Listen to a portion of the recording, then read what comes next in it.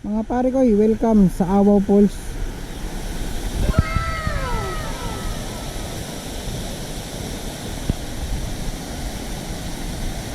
Ganda oh.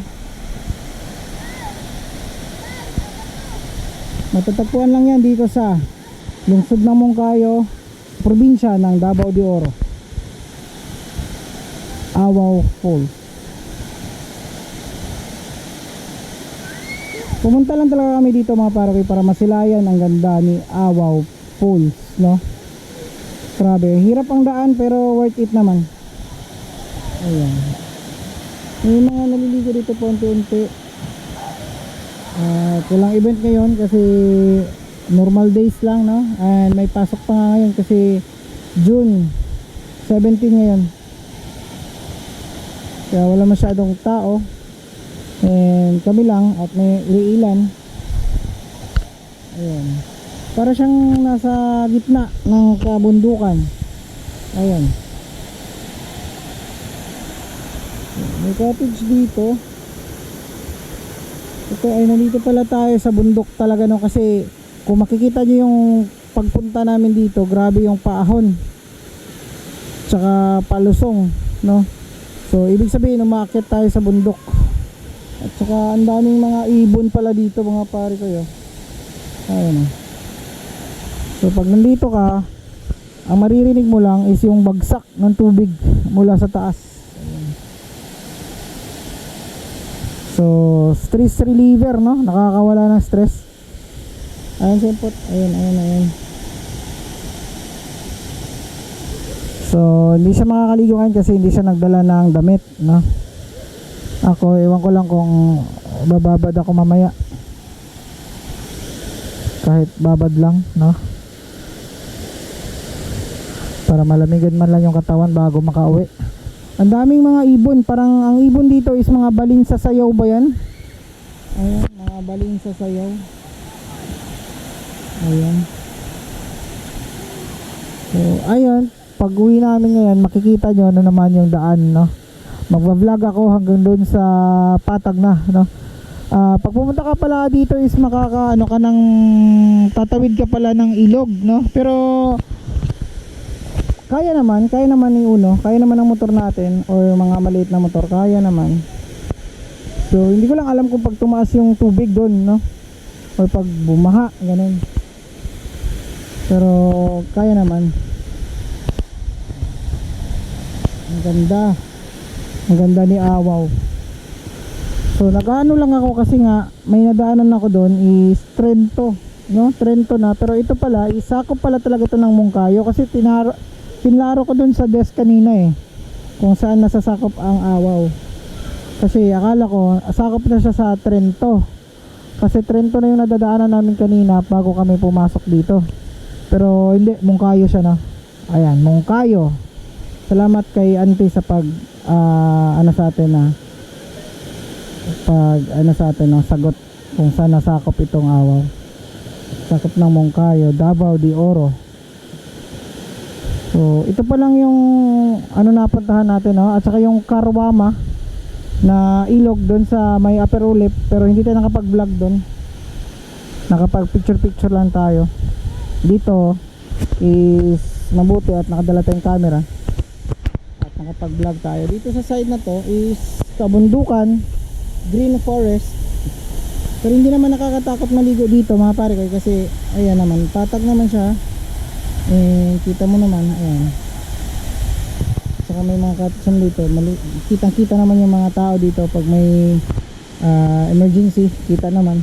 At saka may dalawang tao doon sa ano, bago kayo pumasok, logbook dito. Bali 2 beses kami nag-logbook simula sa taas. Doon na kami nagbayad ng entrance sa taas. So ang entrance nga pala is 30 pesos. So 60. So dalawa kami na-import. Sa entrance hindi mahal, hindi sakto lang, no? Worth it naman sa 30 pesos, no? Yung sa daan is medyo struggling lang kasi first time namin pumunta dito. And yun nga, medyo ano, nangangapa kasi hindi namin alam kung saan yung daan, ano ang itsura. So ganun talaga pag first time, no? Pero pag makadaan tayo ulit dito, makapunta tayo, makagawi, may kasama tayo, is alam na natin, makapaghanda na tayo sa mga paalusong, paahon o saan tayo dadaan. At kasi ang senaryo kanina is nawala kami ni Google, no?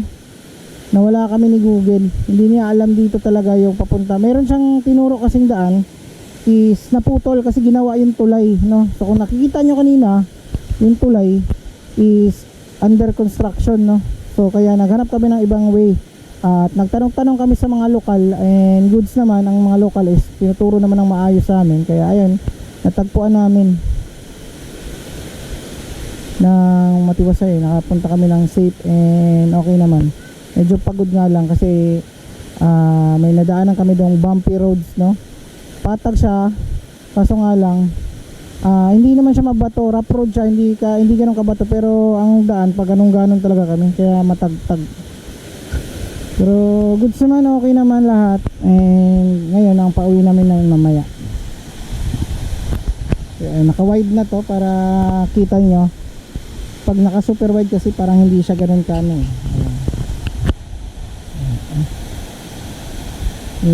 Kumukulimlim, no? Pauwi na din kami ngayon maya. Ang amin lang talaga is achievement goals sa amin to, no? Nakapunta dito sa Awaw Falls na to. And sa social media ko lang kasi talaga to lagi nakikita pero sa personal maganda siya. Ang ganda niya. And ayun yung kasama namin dito. Sila yung nauna is parang pauwi na sila. Hindi ko alam kung maliligo pa ako o goro na kami. Kasi lumalamig ang hangin. Ayan. Tutur ko muna kayo dito. Ayan, dito sa side na to is pwede kang mag-ihaw-ihaw. Ayan, may mga kahoy. Malinis, no? Tapos 100 daw sa table dito pag nagrenta ka ng table. Pero hindi na kami gumawa ng table, dito na lang kami ng pot. Ayan, uwi na sila. Ang motor nila Sniper 135 at saka parang TMX ba yung isa. So yan, ang entrance na yan is paakyat. Kaya hindi na namin binaba si Uno, baka kami din mahirapan mamaya. Wala nang signal dito mga pare ko, dead ano na dito. Zero ano na sa signal. Wala na. Ayan. So hanggang dito na lang muna mga pare ko. Balikan ko kayo sa ating susunod na gala, no? O saan tayo magpunta. Meron din kami nadaanan doon sa malapit sa Langkilaan o Pasian. May isa na naman dong Maragadagan. Hindi ko alam kung anong pangalan specifically nun kasi Magadagan Falls, ganun ang pangalan. Pero soon pupuntahan din natin yan. Mas malapit doon kasi tabing kalsada lang. Dito kasi sasadyain mo talaga siya para lang masilayan si Awaw. Ayan. So ayun lang mga pare ko. Maraming salamat. Like, share and subscribe. This is my gamer. Peace out.